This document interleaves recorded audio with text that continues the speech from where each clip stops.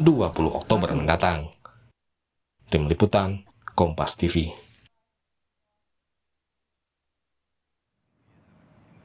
Saudara, jelang pelantikan, bocoran Kabinet Prabowo Gibran makin terang benderang setelah Prabowo menyebut banyak Menteri Jokowi yang akan masuk ke kabinetnya. Apa pertimbangan Prabowo mengajak kembali Menteri Jokowi masuk ke kabinetnya?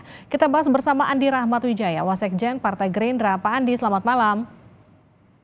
Selamat malam, Mbak Livi. Kita juga akan sapa Yanuar Nugroho, peneliti ISEAS. Selamat malam, Pak Yanuar. Selamat malam, Mbak Vivi. Saya ke Pak Andi dulu, Pak Andi. Jadi betul ada banyak menteri Pak Jokowi yang masuk kabinet Pak Prabowo, Pak Andi? Betul, Mbak.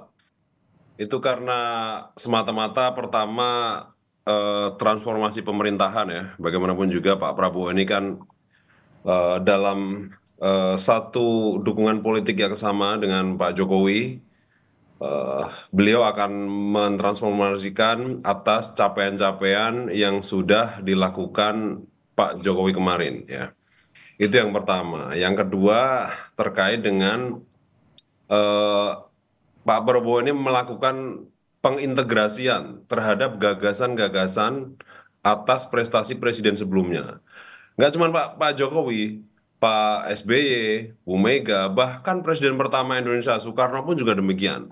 Ya, kalau dalam banyak kesempatan Pak Prabowo ini kan sering mengatakan terkait gagasan Bung Karno Trisakti tersebut ya, misalnya tentang berdaulat dalam bidang politik, berkepribadian dalam budaya, dan berdikari dalam bidang ekonomi, khususnya berdikari dalam bidang ekonomi. Nah, ini kan Pak Prabowo sangat concern sekali ya.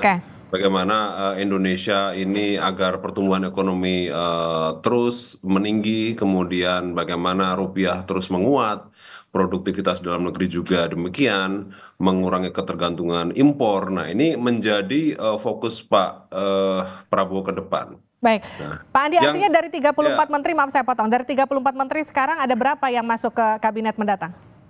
Secara statistik saya kurang hafal ya, dan itu memang selain saya nggak hafal juga kurang etis kalau saya sampaikan sekarang. Tapi paling tidak saya bisa katakan mayoritas kabinet di pemerintahan Pak Jokowi akan masuk di anggota kabinet Pak Prabowo. Oke, mayoritas. Saya izin ke Pak Yanuar dulu ya, Pak Andi. Pak Yanuar, kalau kita bicara soal statement secara tegas Pak Prabowo bahwa akan banyak menteri dari Pak Jokowi yang masuk ke kabinetnya, diboyong ke kabinetnya, apakah secara tidak langsung ini juga sebagai pernyataan terbuka bahwa seluruh program dari pemerintahan Pak Jokowi akan pasti dilanjutkan Pak Prabowo?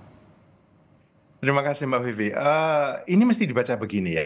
Menurut saya, Pak Prabowo itu menyadari masalah yang dihadapi negeri saat ini, yaitu tidak kunjung keluar dari jebakan negara berpenghasilan menengah. Itu saya kira itu masalah yang kita hadapi dan itu mendasar sekali. Jadi, saya kira Pak Prabowo pasti punya prioritasnya sendiri. Dan kalau kita baca Astacita itu sangat jelas menegaskan menegaskan prioritasnya Pak Jokowi. Bahwa prioritas Pak Jokowi itu beririsan dengan Pak Prabowo tentu saja ada. Tapi Pak Prabowo di Astacita itu sudah sangat jelas menegaskan apa yang ingin dia raih dalam 5 tahun ke depan. Karena saya melihat kalau memang sebagian menteri Pak Jokowi dipakai oleh Pak Prabowo, itu konsekuensi logis.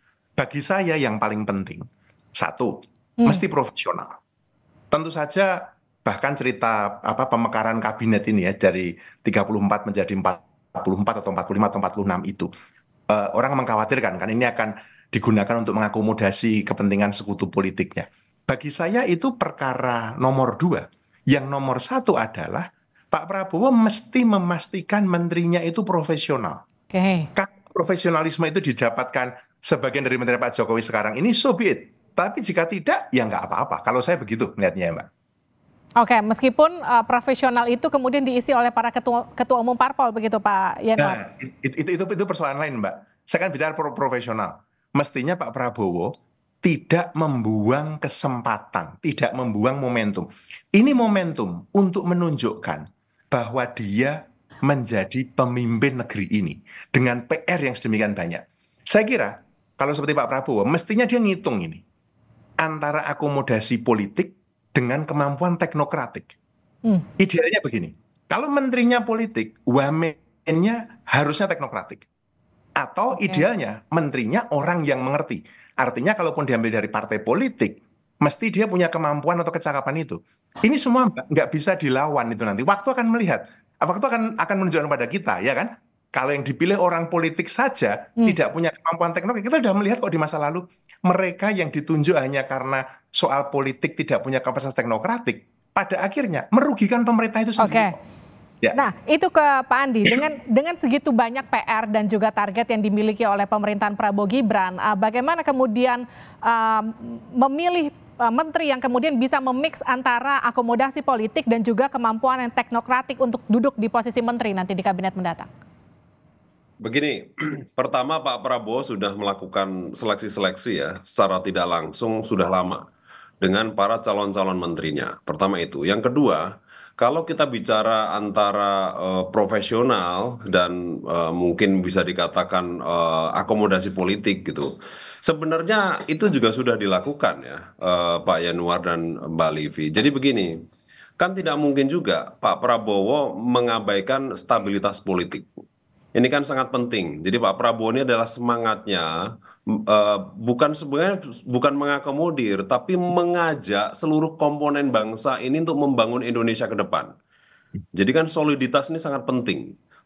Pertama karena tantangan dalam negeri sendiri ya. Ya kalau tidak solid pasti akan susah. Nah itulah kenapa Pak Prabowo mungkin concern banget ketemu beberapa tokoh dan satu di antaranya yang saat ini sedang ditunggu adalah dengan Ibu Mega.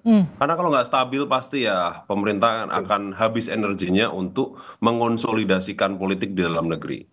Yang kedua tantangan internasional. Secara geopolitik kita pasti ada efeknya.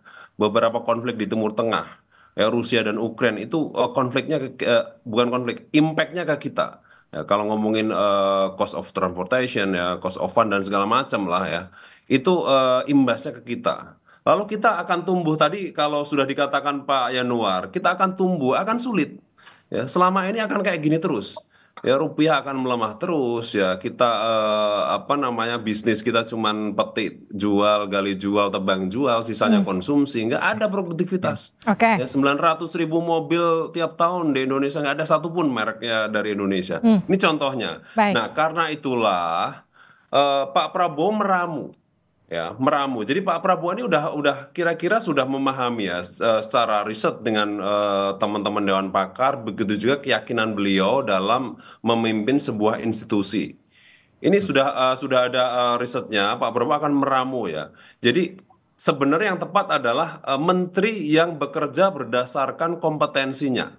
Meskipun latar belakangnya politik, latar belakangnya akademisi, latar belakangnya mungkin jurnalis, latar belakangnya budayawan, nanti akan ada dalamnya gitu. Jadi begitu juga dengan wakil menteri. Sebenarnya wakil menteri ini yang bisa membackup pekerjaan ke depan yang bisa menjadi pekerjaan komplement. Tadi sudah disinggung oleh Pak Yanuar. Jadi memang akan komplement nanti. Jadi misalkan menterinya dari politik ya nanti wakilnya yang punya kompetensi yang lebih spesifik kementerian tersebut. Misalnya seperti itu. Saya ke Pak Yanuar. Pak Yanuar, artinya kan gini, kalau kita ingat dulu di awal-awal Pak Prabowo sempat menyatakan akan membuat atau membentuk kabinet second, gitu menurut Anda ini akan tercapai di pemerintahan ini? Tentu saja hanya Pak Prabowo yang tahu dan saya setuju dengan Pak Andi tadi itu prerogatif presiden ya.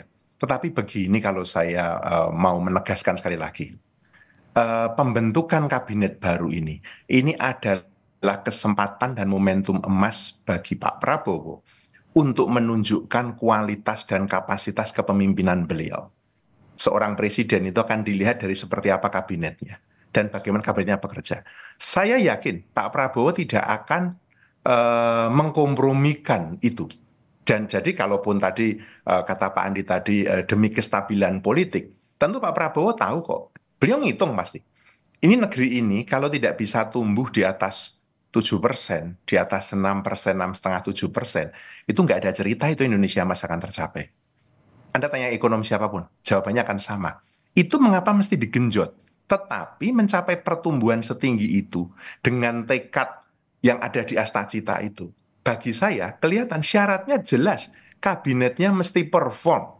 Nah sekarang tadi menimbang dan menyeimbangkan tadi kan soal stabilitas politik dengan kemampuan atau kapasitas teknokratik tadi. Saya sangat percaya Mbak, time will tell. Jadi kalau besok kabinetnya kelihatan, pasti orang akan berkomentar, pasar akan merespon, dunia luar negeri akan merespon. Itu udah pasti, itu hukum alam kok. Jadi kalau saya nggak terlalu khawatir dengan itu ya. Kita percaya pada Pak Prabowo. Tapi pemerintahan yang baik adalah pemerintahan yang akuntabel kan. Ketika Pak Prabowo memilih menteri-menterinya, berarti dia juga siap untuk dikritik nanti. Kalau menterinya nggak benar. Tapi kalau menterinya benar, kita juga mesti memberi kesempatan orang-orang yang dipilih itu untuk bekerja. Sekali lagi Mbak, ada hal yang nggak bisa dilawan di sini, yaitu hukum alam dalam pembangunan. Itu saya kira itu kita nggak bisa ngelawan itu. Oke, saya ke Pak Andi. Pak Andi, kalau kita lihat kan dalam 1 minggu terakhir ada 2 kali pertemuan yang terjadi antara Pak Prabowo dengan Pak Jokowi. Apakah kemudian ini juga ada kaitannya dengan posisi transisi pemerintahan dan juga soal menteri yang nanti akan diboyong, atau ada apa sebetulnya? Pertama itu sebenarnya yang masyarakat perlu ingat, Pak Prabowo ini adalah menterinya Pak Jokowi sekarang.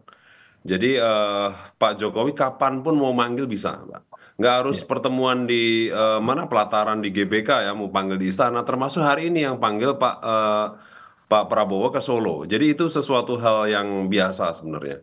Nah, ini kan bukan pertemuan antara Pak Prabowo dengan Bu Mega atau Pak SBY dengan Bu Mega atau Pak Jokowi dengan Bu Mega. Jadi sesuatu hal yang biasa sebenarnya.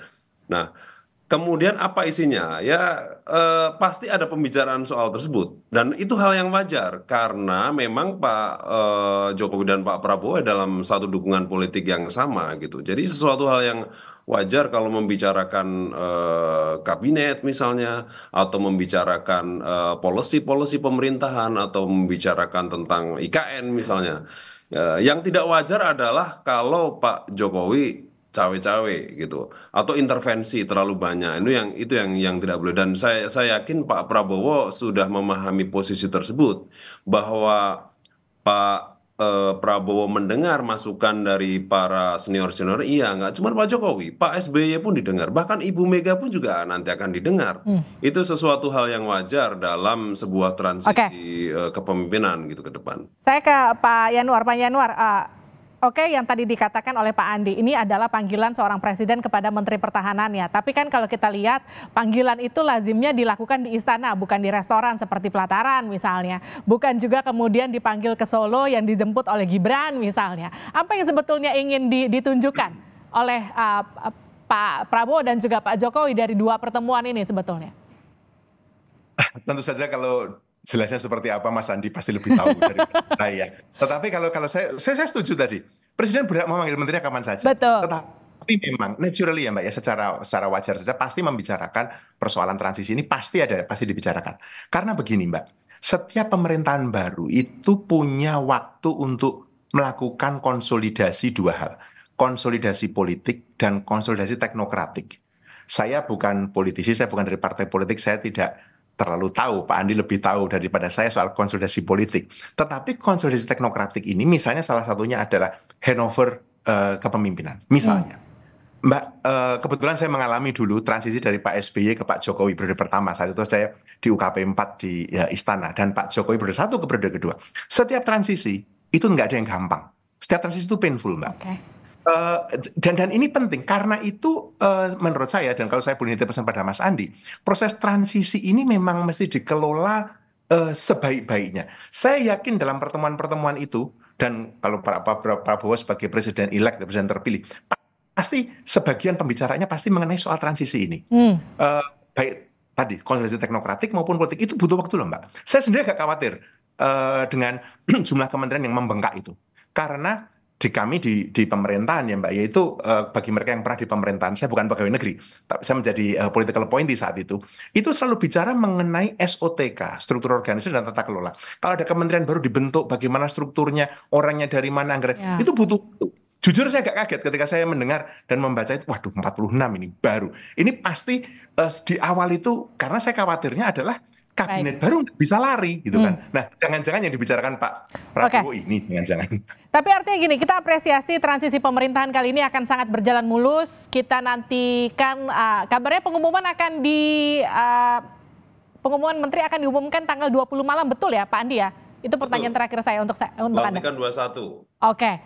20 malam. Itu nanti Setelah itu ada agenda di Magelang, dikumpulkan semua tuh seluruh menteri, wamen, dan kepala lembaga negara. Baik, jadi artinya kita nantikan 20 malam nanti siapa yang diumumkan, 21 nanti akan ada pelantikan. Terima kasih Pak Andi, terima kasih Pak Yanuar sudah bergabung bersama kami di Sapa Indonesia Malam, sehat-sehat selalu.